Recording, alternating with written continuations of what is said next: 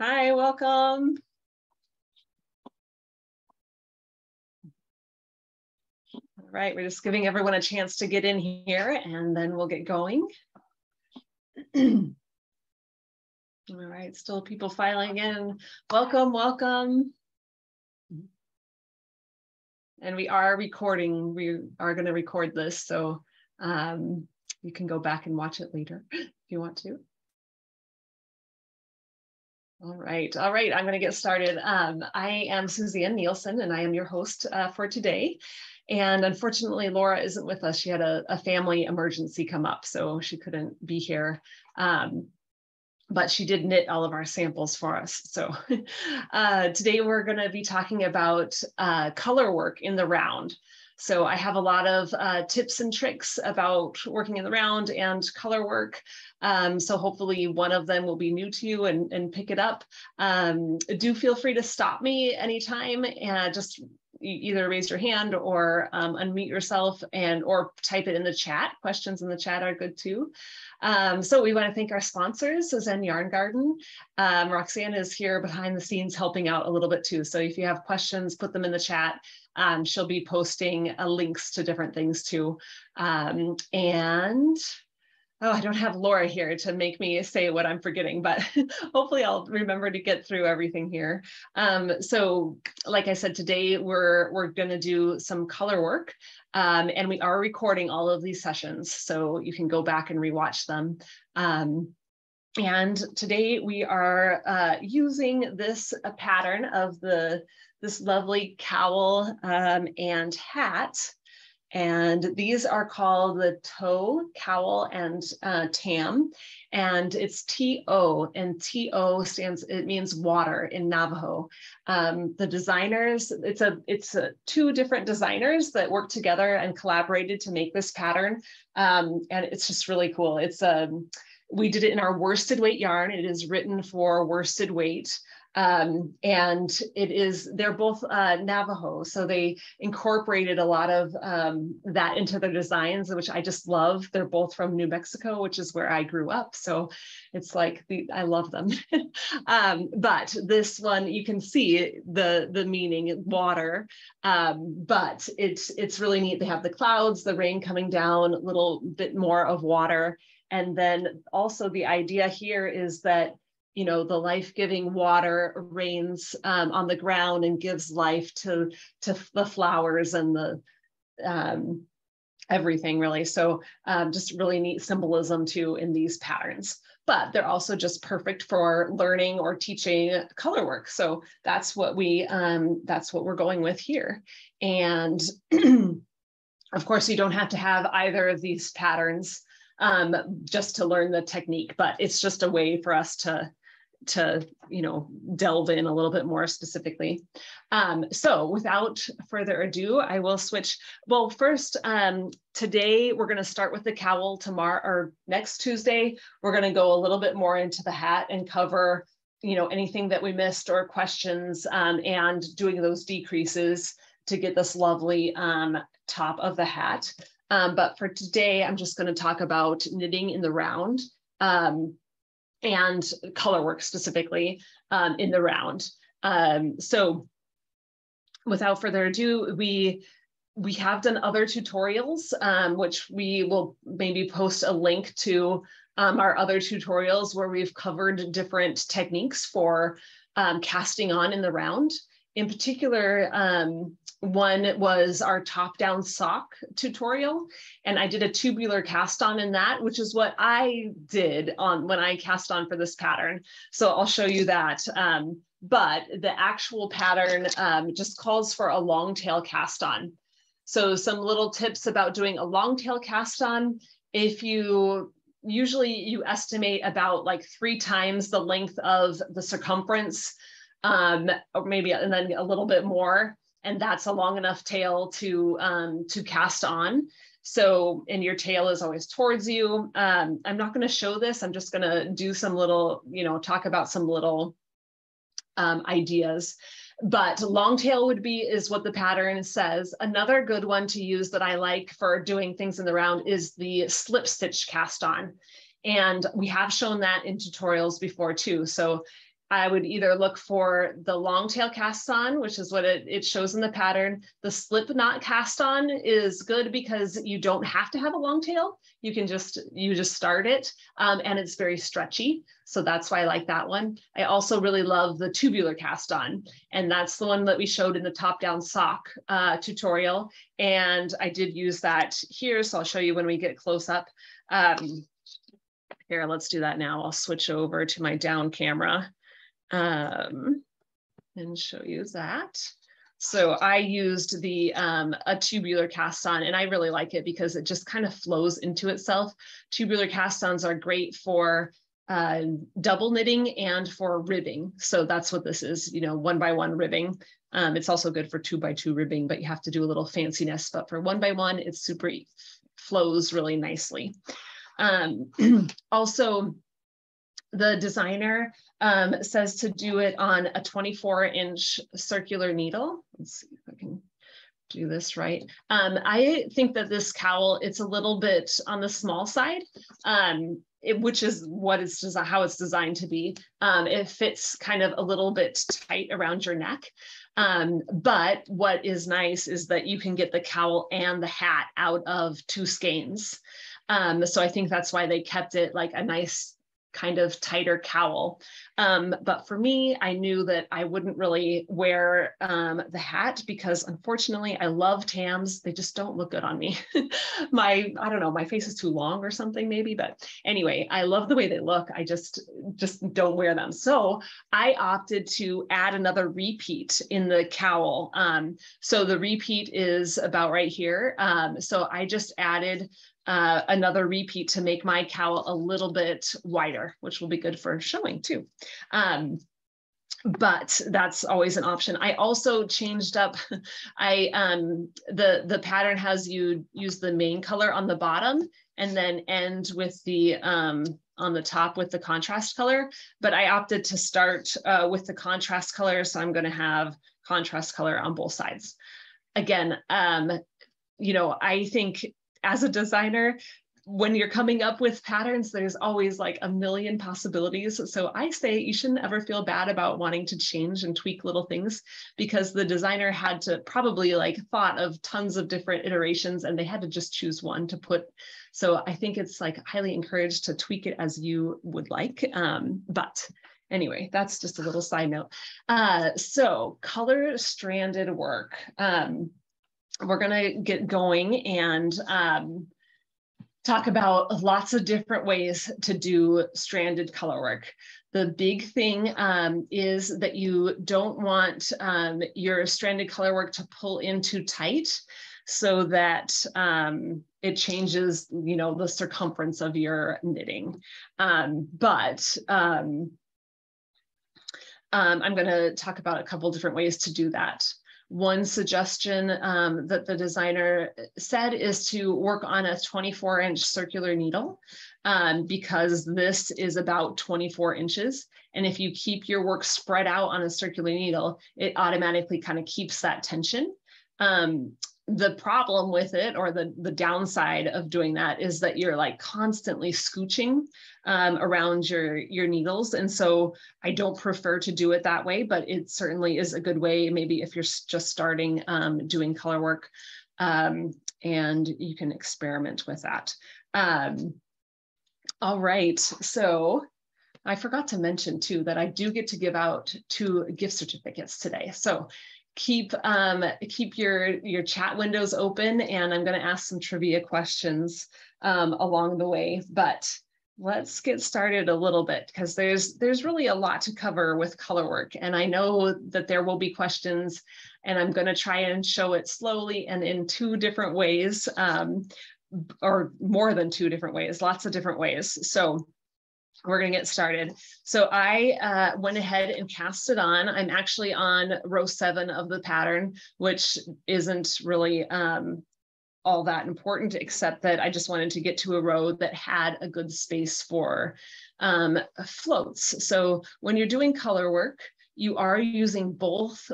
When you're doing this kind of like Fair Isle color work, you do have both strands of color at the same time. Unlike mosaic knitting, that's when you actually just get to use one color and you slip the stitches to get the different colors to show.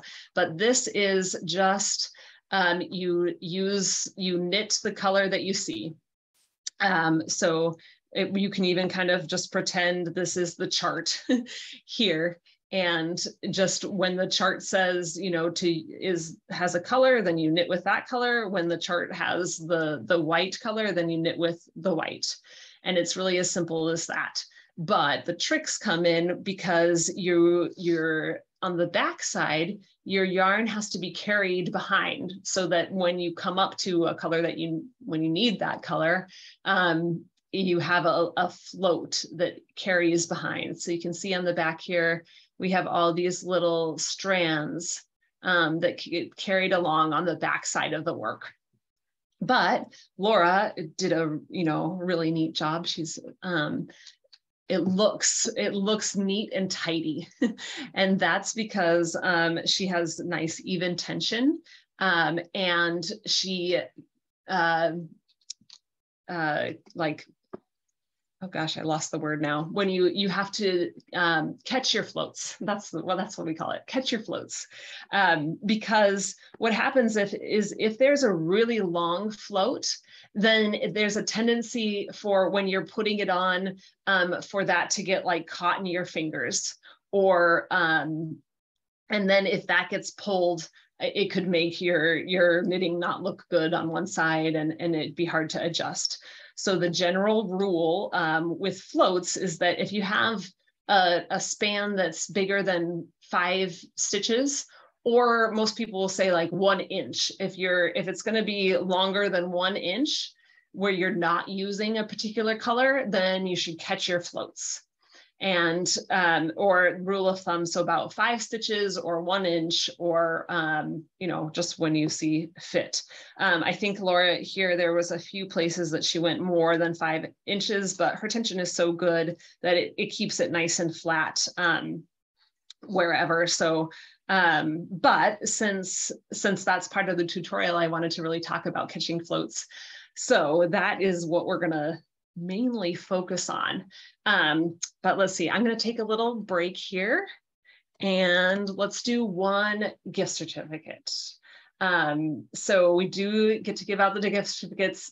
So open your chats. I'm going to ask a question, and then I'll take the second. I'll select the second correct answer. So you got to be fast because those can come in fast. But let's see. And then Zen will send you the gift certificates that you can spend on anything on their site. Let's see. So the question is, open your chat. The question is, what state are these designers from? Oh, you're fast. Good job. Okay, I'm going to take the second one. So Karen Kruer, you won the gift certificate. So go ahead and send just a direct message to Zen Yarn Garden, and Roxanne will get you your gift certificate. And I still have one more that I get to give away later. So keep an eye out here. Also, if anyone's going to be, I'm going to be in New Mexico at the Fiber Festival next weekend. So if anybody else is going to be there, let me know. But let's get back to actually doing some color work.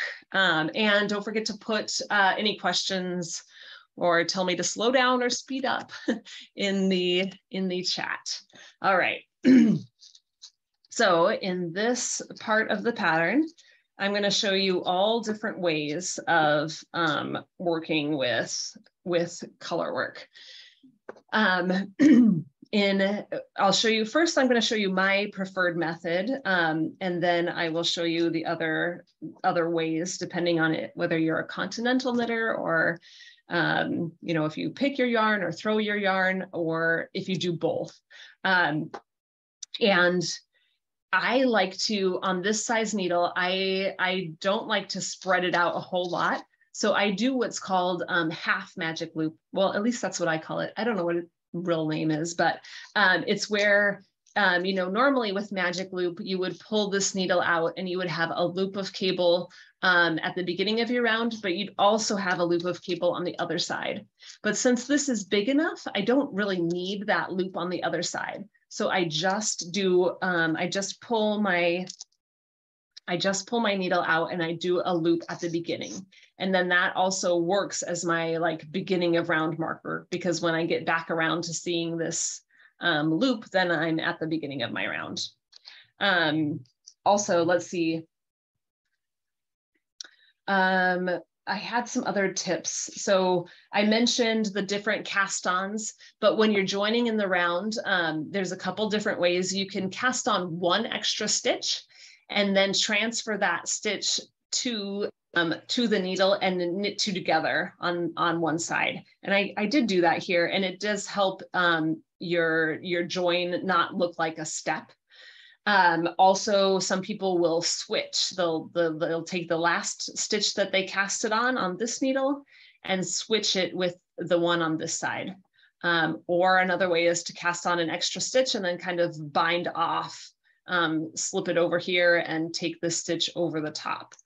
So those are just all different ways of joining in the round. Also, the one thing that I really like to do is to knit 2 rows flat before joining in the round, and it helps you not twist it or not have a chance of it getting, it's a little bit easier to make sure that it's not getting twisted and you don't go into some kind of Mobius knit unintentionally. All right, when we actually get to the knitting, my pattern here, let's see. So a couple things is that we are working in the round. So we're always on the right side of the pattern, which is nice, makes it nice and easy. And each row is just as it's seen in the pattern. I'm gonna pull mine up here. So another tip for making things easy is I always kind of look at the design and then see where it's going next. So as we're looking at this, I know that this like kind of 3 stitches of the white is kind of traveling off this way. And then this 2 stitches of the teal are traveling this way. And then I'm doing stuff in the middle. And then on this side, they're traveling this way. So I do put markers on the repeats. So this has a repeat of 21 stitches. So I put markers every 21 stitches, just so it's just easier to keep track. I think that's a good thing to do always. All right, and then, so I am normally hold the yarn in my left hand, and when I do color work, I still hold both yarns in my left hand. I find that easier because then I just pick the color that I want. But if I'll show you other ways too, but first we'll start with this way. All right, so here we are going to, oh, now I have to look again, sorry. All right, so I have 2 whites and then 2 blues, and then I'll have to catch my work. So in my method right now, I put 1 strand over my index finger and 1 strand over my middle finger to kind of keep them separated. And then I just go pick the one that I need. So right now I need to grab the white. So I'm going to do 2 whites. So I'll just grab 2 whites. And then I need 2 of the teal. So just grab 2, just go and grab the 2 teal. You do want to make sure that you're not pulling super tight so that you still have these floats that go behind your work that don't squish in your work too much. But if you're always, if you keep them in both hands, it kind of works itself out. Because one is going to get tighter and others. All right, so we had 2, 2, and now we have a long float. It's going to be 5 stitches of the white, which is right at our limit. But since I wanted to show you how to catch your floats, I'm going to work on that right now. So when you catch your floats, usually if it's 5 stitches, then I would catch it on the 3rd stitch, just right in the middle. That's kind of easy. It doesn't matter too much. You can do it wherever you want. But so let's work. We're going to work 2 stitches in white, And then we're going to catch the float on this third stitch. So a couple ways to do that are just to twist your yarns. So if I was, if I was using my right hand here, let's do that. If I was just throwing my yarn, I could just twist these and then work the stitch. But the trick is, if you do that, then your ball is going to get twisted up together. So the trick to help you from not getting, so twisted up is that you twist it once, but then on your next stitch, you untwist it. And that like locks it in a little bit neater. I'll show you some locked in ones that are neater, but and I will show you doing it that way. First, I'm going to show this way because it's a little easier for me. So we did two just regular where they're not twisted or anything. So now I'm going to do one where I'm twisting the yarn. So instead of just going and grabbing the yarn, I'm going to kind of come under the teal and grab the white yarn. So see how that kind of twisted things? But now I've got another twist here. So I'm going to untwist it by just grabbing it, kind of twisting it on the underway again. So making my white yarn be back on top. And that just caught my floats. So I have to do 1, 2, 3, 4, 5. And then let me look again. Goodness, it's hard for me to remember on the spot. And then I have 3. I have 3 teals. And then I have to do another set of 5 white.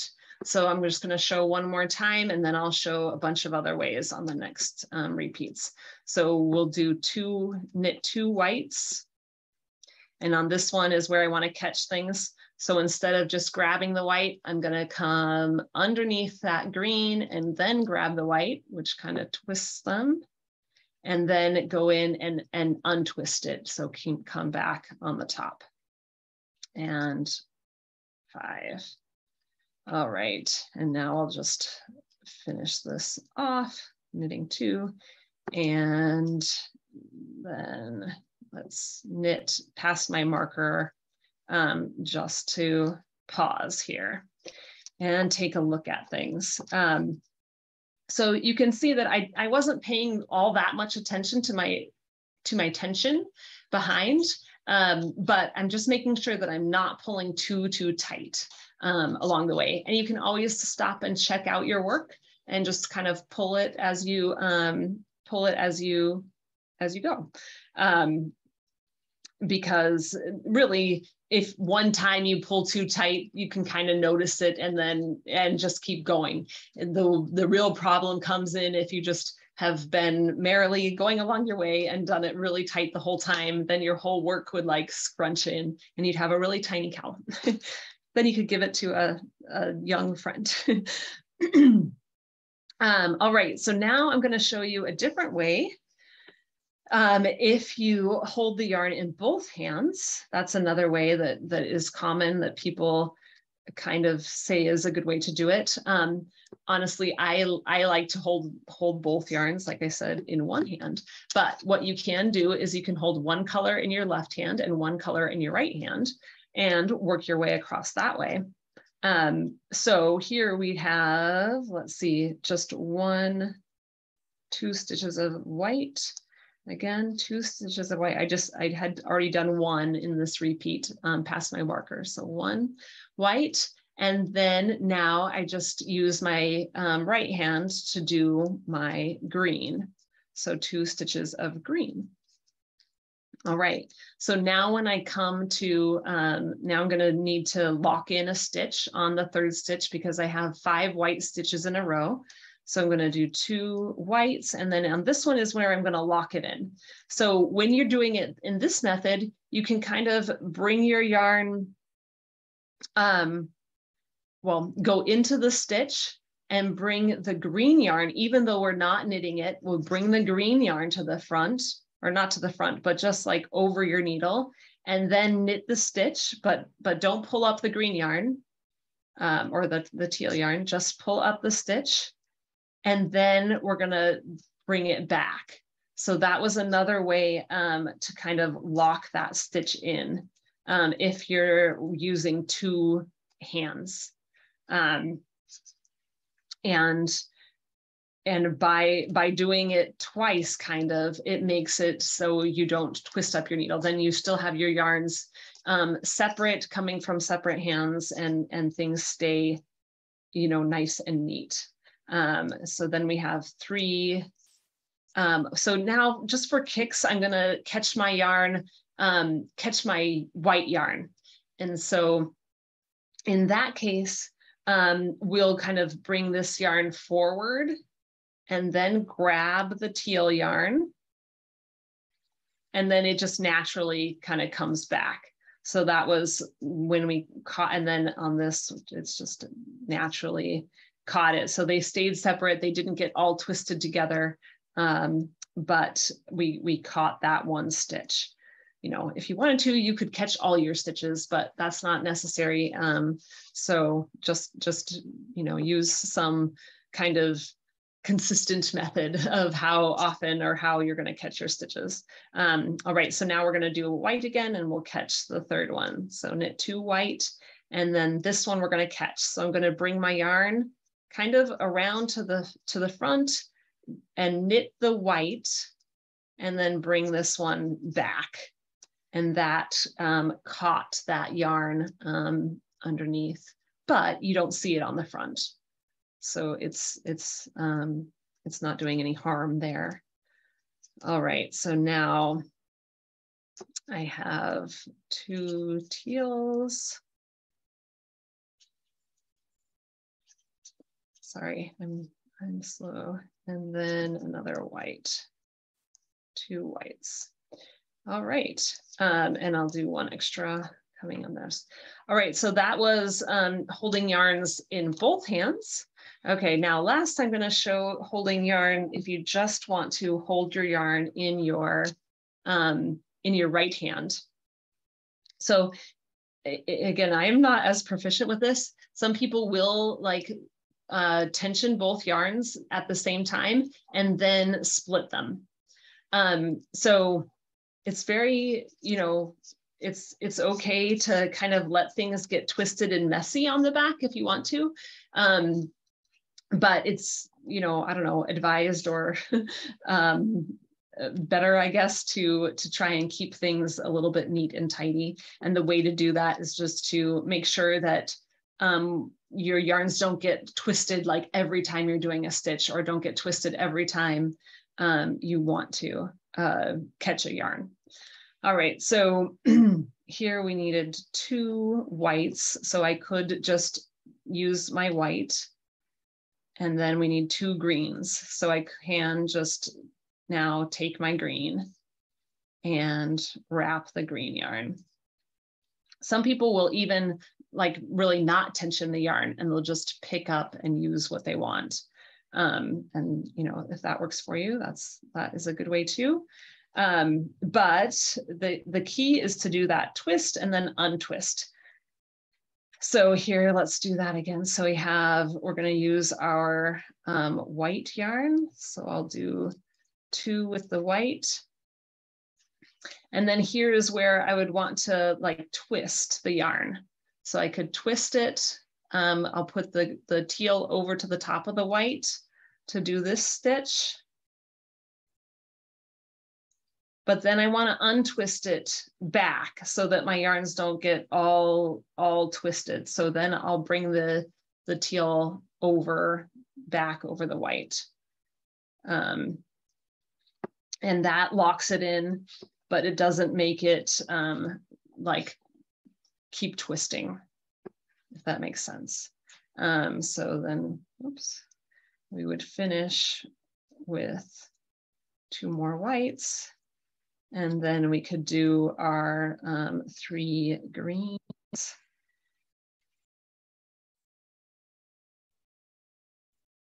And then go back to white.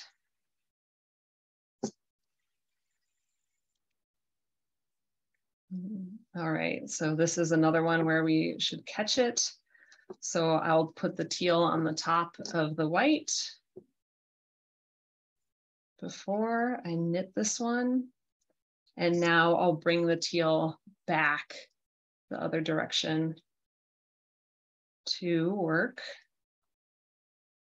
Dun, dun, dun. This way.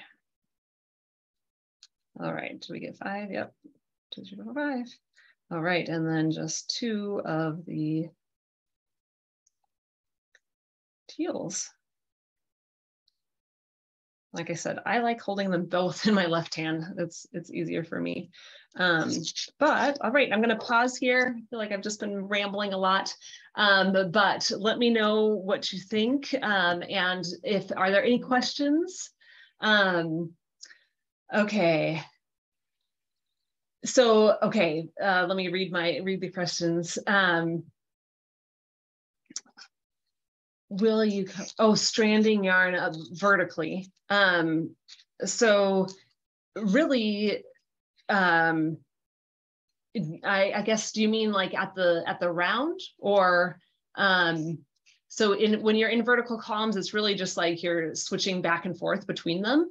I will say in this pattern, you don't have any jogging issues. So maybe next week I can touch base a little bit on what to do when you have like stripes and you want to have a seamless stripes, so you don't have like that jog in your stripes. But the nice thing about a pattern that's more like this is that you wouldn't really see that. I mean, you wouldn't see if this little triangle was a little bit higher than your cloud or whatnot. So you don't have to worry as much about your jogs. That's if you're only using a couple, 1, 2 colors, but if you were trying to use, say, 3 and fill in something, you might carry one up, right? 3 or 4 rows. And so that's the question is, do you have okay, gotcha. Yeah, so like if you had this pattern and say the cloud was blue or something, and then there was some other blue somewhere and you wanted to carry it up the inside, it's the same basic idea. So on the stitch that you want to like lock things in, you would twist your yarns, knit the stitch, and then untwist the yarns, and then carry on before you knit the next stitch. So the main principle to remember is there's a lot of different ways to do things, right? So you have to find what works for you. But the key to making your floats and things look really nice is that you do that twist and then untwist. And I think a lot of people, they kind of know about the twist and they might do the twist, but then they don't do the untwist. And if you do that twist, if you don't do the untwist, then it makes things a little bit more jumbled up, and you don't have quite as neat and tidy of catching of your floats. Let me see if I can find, or I could show you on mine, but find where, here's a good one. So this right here is a copped float. So you can see how the stitch kind of comes around. So in let's look at the back. Not so good, easy to see it, but let's see. Let's find a spot where there's really big. Here's one. Excuse me. So this section right here was a lot of red, and this long float is carried along, but you see it kind of go under this yarn and then back out. If you just twisted it once, then you would only see it like being caught under one strand. And it's not quite as even, but it still looks good on the right side. So if that's your preferred method and you know that way, it's okay to do. It's just that your yarn's going to get twisted around itself and be a little annoying. You'll have to twist your yarns to keep them from getting all knotted and twisted together. So yeah, so it doesn't really matter which way you do it. It doesn't really change the color dominance was the question. So it should be that no matter which way you do it, it's really hidden behind your work. So when you catch your floats, you don't see it coming through on the right side. Now, of course, if you like pull super hard or, you know, do something super out of the norm, then there's a chance that you could. But as long as you keep that to the back of your work and don't let the opposite color come to the front when you're knitting, then you'll keep everything, you know, towards the back. So all of your twisting is going on in the yarns back here. There's no twisting that comes to the front to show. If you are doing something that's flat, then you have to keep all of your yarns to the front. Obviously, you're purling in that case, and then you would want to keep all of your yarns to the front when you're purling, but when you're knitting, you want to keep all your yarns and all of that kind of stuff going on in the back. So I don't know if that, hopefully that answers the question. Let's see, I'm already over time because I just ramble a lot, but remember these are recorded. So if you want to go back and watch them, you can. And yeah, bring questions back next week too. If you try it and you're thinking of them, we can cover more questions that come up next week. But are there any more before we close today?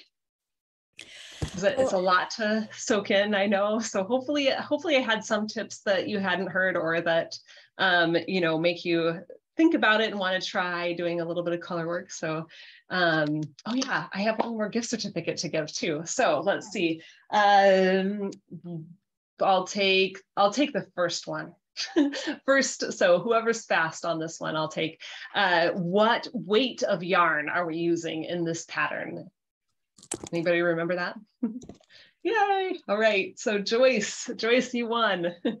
So send your email to Zen Yarn Garden in the chat, and we'll get you your gift certificate. And yeah, come back with questions. And let me know if you want me to re-say any of those kind of techniques. But again, just the basics is to twist and untwist. I think that untwist is kind of the big thing that gets missed sometimes and helps things look neat. Yeah, so thank you so much for joining us, and we'll see you next week.